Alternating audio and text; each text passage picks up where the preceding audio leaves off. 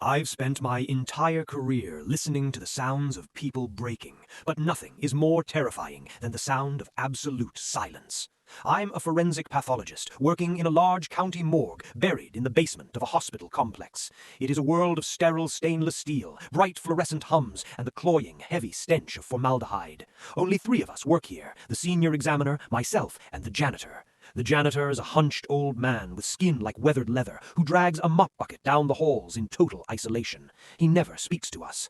There is a viewing room at the end of the hall, and it is, without a doubt, the heaviest room in the building. 3 weeks into the job, I heard a mother screaming for her son, who had been mangled in a motorcycle accident. It was a raw, visceral sound that seemed to tear through the floor tiles. I watched as the old janitor stopped at the door, left his mop leaning against the wall, and slipped inside. 30 seconds later, the screaming stopped. It didn't taper off into quiet sobbing. It vanished instantly, as if a switch had been flipped. When the parents walked out a minute later, they didn't look ruined. They looked profoundly, unnaturally peaceful. You don't recover from the death of a child in 2 minutes. The escalation began with the 6 o'clock rule. No medical staff is allowed in the morgue past 6 p.m. Only the janitor stays. One night I tried to stay late to finish reports, and at exactly 6, the janitor stood in my doorway. He didn't argue. He simply walked to the wall and ripped my computer's power cord from the socket, deleting an hour of work. He looked at me with a cold, predatory focus that made my skin crawl.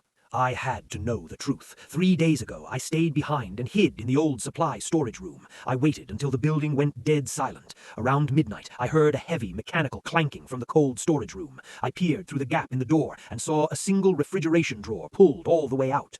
The janitor stood over the body of a young woman. He hadn't used a scalpel. He had forced his bare hands directly through her skin and ribs. With a wet, sucking pop, he pulled out her liver. In the dim light, I saw his jaw unhinge, dropping lower than humanly possible, revealing rows of sharp black teeth. He bit into the raw tissue, the sound of his chewing wet and rhythmic in the quiet room. I backed away in horror, but he caught me in the autopsy suite. He lifted my entire body weight with one hand and slammed me against the wall. "I am a ghoul," he whispered, his breath smelling of raw meat and old blood. He explained the transaction. Grief is a toxic energy that poisons the living. When he consumes the essence of the dead, the liver, he swallows the family's agony into the void, leaving them with peace. It is a fair trade. He gets his meal, and the hospital gets its reputation for miraculous grieving. He told me that if I ever spoke of this, he wouldn't wait for me to end up on a metal tray. He'd tear me open while my heart was still beating. I went back to work today. I put on my scrubs, walked into the morgue, and nodded to the old man with the mop. I am a doctor who took an oath to protect the living, but now I know the only reason I'm still breathing is because I'm helping him feed. I wonder, if I were to die tonight, who would be left to swallow the things I've seen?